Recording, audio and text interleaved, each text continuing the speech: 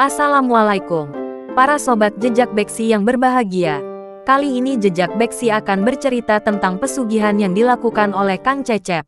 Karena tidak tahan hidup susah bin miskin alias serba kekurangan. Sengaja jejak Beksi mengaburkan nama-nama pelaku pesugihan ini demi menjaga nama baik sesama.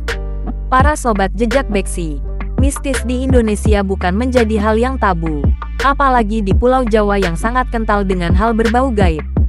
Kisah ini datang dari Cirebon, sebuah kota pesisir terkecil di Jawa Barat. Meski sebagai kota terkecil, Cirebon terkenal dengan pemandangan alamnya yang indah dan kerajinan tangan, serta aneka kuliner yang menjadi daya tarik tersendiri bagi para wisatawan yang datang ke kota itu. Di samping itu, ternyata banyak juga cerita gaib yang menyelimuti kota kecil di pesisir Jawa Barat itu. Oke, sebelum kita lanjutkan kisah ini, sebaiknya para sobat yang belum subscribe jejak Beksi, segera subscribe, like, dan komen, mumpung subscribe itu gratis alias kagak bayar barang meter. Kisah mencekam kali ini datang dari salah satu warga Cirebon, yang kepingin kaya raya dengan cara pesugihan. Kang Cecep, bukan nama sebenarnya, dulunya pernah nyantren selama 5 tahun untuk menimba ilmu agama. Tapi pada akhirnya, Kang Cecep tergoyahkan juga imannya untuk mencari kekayaan lewat jalur super cepat, yakni pesugihan ngiprit. Kang Cecep yang dulunya penjual sayur mayur di warung kecil, akhirnya angkat tangan alias menyerah dengan kehendak takdir. Sebab, semenjak terjadinya krisis moneter, atau krismon membuat Kang Cecep berhenti berjualan. Akibatnya dapat diduga, kehidupan Kang Cecep beserta istri dan 2 orang anaknya yang masih kecil jadi morat maarit.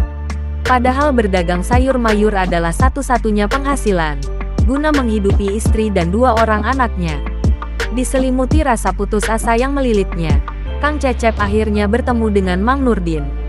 Dalam pertemuan itu, Mang Nurdin pun menyarankan kepada Kang Cecep untuk melakukan pesugihan di Pulau Mas. Karena tekad Kang Cecep sangat besar dan menggelora demi menafkahi sang istri dan 2 orang anaknya, Kang Cecep pun mengikuti saran Mang Nurdin. Dia segera pergi ke Pulau Mas dengan harapan mendapatkan banyak kekayaan dari alam lain. Kang Cecep pun merelakan kambingnya untuk dijual demi mendapatkan bekal menuju tempat pesugihan itu.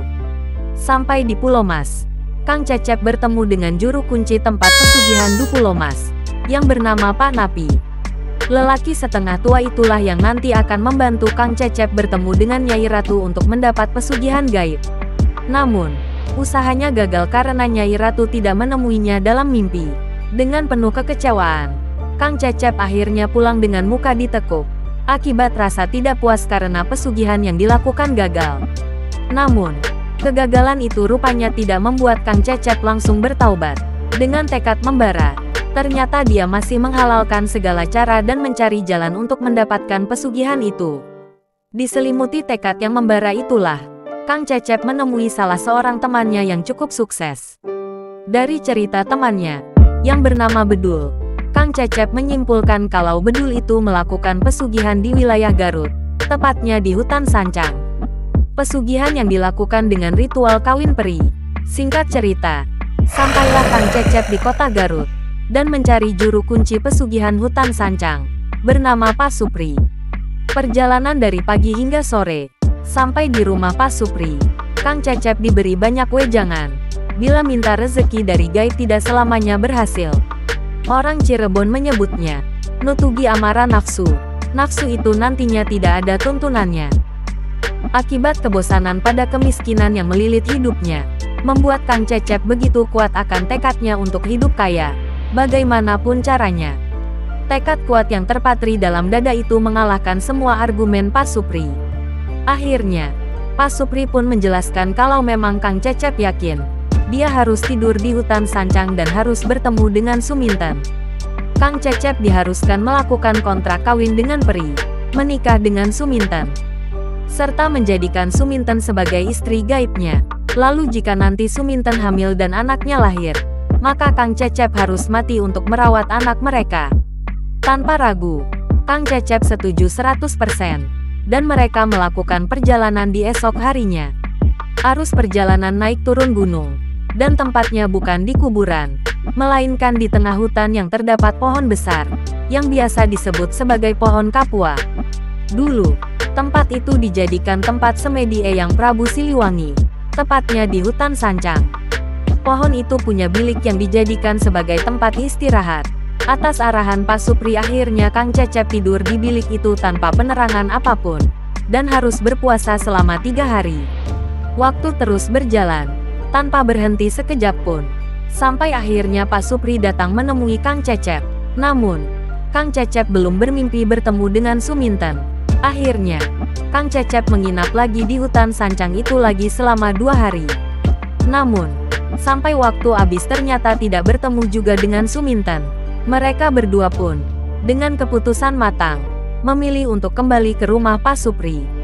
Anehnya, sampai di rumah Pak Supri, ternyata Suminten itu mengikuti langkah mereka. Kang Cecep tidak bisa melihat Suminten. Pak Supri yang memberitahu Kang Cecep kalau Suminten mengikuti mereka. Peri Suminten merasuki istri Pak Supri dan berbicara, "Saya bukannya gak mau kawin sama Kang Cecep. Saya demen sama Kang Cecep. Saya cinta sama Kang Cecep. Tapi Suminten mau deket Kang Cecep gak kuat, panas." Ucap Suminten yang didengar Pak Supri. Setelah Suminten pergi, Pak Supri menyampaikan ke Kang Cecep apa yang dikatakan oleh Suminten tadi. Akhirnya, tanpa diminta, Kang Cecep pun bercerita bahwa dirinya pernah menuntut ilmu di pondok pesantren selama 5 tahun. Orang yang sudah kental dengan ilmu agama, pasti hafal di luar kepala ayat-ayat Al-Quran. Hal itu yang membuat semua pesugihan yang Kang Cecep lakukan selalu menemui jalan buntu, alias gagal total. Semua makhluk halus yang ingin mendekat, akan merasakan rasa panas karena kemurnian Al-Quran, yang dulu Kang Cecep pernah pelajari dan hafal. Pada akhirnya, Kang Cecep pun sadar dengan kekeliruan sikapnya, dan memilih kembali pada jalan yang diridhoi Allah. Kang Cecep pun pulang ke rumah, kembali menemui istri dan 2 orang anaknya. Dan untuk selanjutnya, mereka pun membuat usaha kecil-kecilan yang bisa menghidupi mereka, dan mencukupi segala kebutuhan tanpa harus menggunakan cara pesugihan.